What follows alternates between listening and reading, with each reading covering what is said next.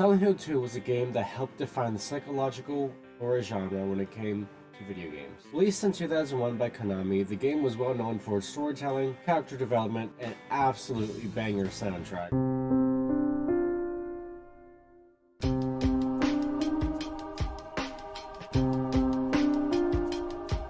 Silent Hill 2 is regarded as one of, if not the best, horror games out there, even to this day. So when it came out that Silent Hill 2 was getting a remake, let alone by a company that not a lot of people really like, it put a lot of people in the fan base on edge, rightfully so. Everyone became very worried that their favorite game of all time was going to be remade into a steamy pile of dung. For those of you who don't know, after a whopping 8 years of no Silent Hill content besides, hey, want to feed your gambling addiction? You know you want to give us that money. Konami finally gave the fan base what they wanted and came out with a slew of new Silent Hill content that was currently in the works. Konami came out and told all the Silent Hill fans that they were in fact going to be getting new Silent Hill content. And that content would include a new movie, Return to Silent Hill, and 4 new Silent Hill games. The Silent Hill 2 remake is being developed by an independent studio called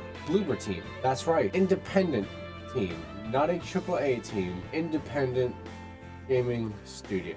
Bloober Team has made hits such as Layers of Fear, The Medium, and The Blair Witch, which are all games that I actually enjoy as long as I ignore the story and skip through the cutscenes like 13-year-old me would on any Sonic game ever.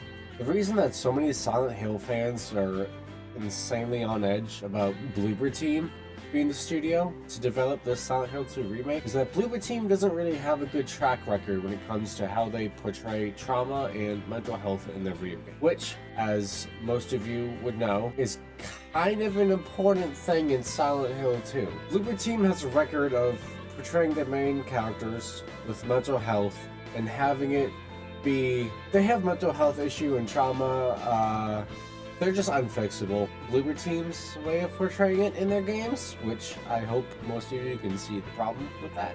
And just to give you some examples, I'm going to go over the 3 games that I mentioned earlier and tell you exactly what was wrong with those that is making the Silent Hill fan base very iffy about them making Silent Hill 2. Let's start with Layers of Fear. Layers of Fear, you play as an artist who is struggling so bad to create the most perfection art piece that he develops a really bad drinking problem, starts hallucinating, and ends up beating the ever-living hell out of his wife. Eventually, his wife ends up in a burn accident, which ends up disfiguring her face. And given the fact that she is constantly abused by the main character that you play as, she sees this as, there's no hope now, he's never gonna love me, I'm ugly, I'm gonna go buy some rope. The problem here with this game is that they made it seem like the abuse and the subsequent suicide of the wife is directly linked to his mental health problems rather than it being how he handled those problems, if that makes sense. It portrayed it in a way that portrayed people with mental health as being abusers, which obviously rubbed a lot of people the wrong way, especially people that do have traumas and have mental health issues, and they aren't going around just beating up people they care about.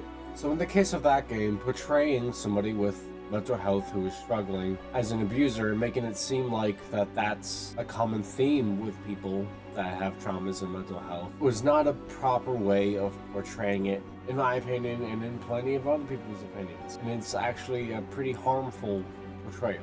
To give yet another example, let's look at their game, The Medium. In The Medium, you play as Marianne, who is able to exist in the real world and the spirit world. Throughout the game, Bloober Team very carelessly makes trauma and mental health one of the main focus, which is very prevalent as you're going around playing the game trying to uncover the stories that happened between your father and your sister, Lily. Without getting into too much detail, Lily suffered severe trauma at a young age thanks to your father. And by the end of the game, either you, Marianne, or Lily has to die, because it's portrayed that Lily's traumas made manifest are unfixable, and that all the trauma and mental health she's been dealing with has caused irreversible damage to those around her, and somebody has to die because there is no fixing anything. She dies or you die. The problem is that this plays into the idea that a lot of people with trauma have, that they are uncurable, they can't be fixed, and they are doomed to be miserable forever, and doomed to hurt those around them, possibly. And it's just not good that the game plays into that idea, which again is just a very negative thing to play into. And it actually gets even worse than that. Bloober Team tries to make you sympathize with the abusive dad. Sure, he may have done X, Y, and Z to your sister when she was little, but did you know he also had a rough childhood? That's why he's like this. He only did it because he's hurting from his childhood traumas. Why don't you give him a break, huh? Trying to make you sympathize with an abuser like that is appalling. There is nothing that can make what an abuser that does that right. There's nothing that could make it right for them to do what they did. So trying to get the player to feel bad for the abuser, even after knowing what he did and how it affected your sister, it's insane to me. And the fact that they went through this whole process to put it in the game, and still by the end they were like, yeah, this is fine.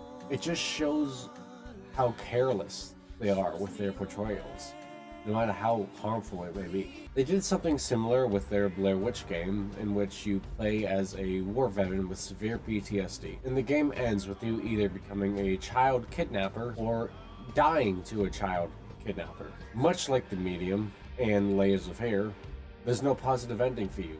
You have PTSD. Therefore, there's no happy ending for you in the Blair Witch. The fact that in the main 3 games Bloober Team has released have all centered around the fact of the main character has mental health, there's no fixing him, you're gonna lose no matter what at the end. Just, it's a very careless way of depicting it, in a way that would not fit in Silent Hill 2 at all. As I said earlier, Silent Hill 2 plays heavily on trauma and mental health. The original Silent Hill handled their portrayal amazingly. Were there some little potholes that could have been done better? Of course, that's why they're remaking it. But unlike Bloober Team's other games, you weren't doomed from the start in Silent Hill 2. You had options and you had control. Silent Hill 2 is a place where people end up if they're trying to run away from their traumas in their past. The experience of Silent Hill is unique to each and every individual that enters there. The monsters of Silent Hill are physical manifestations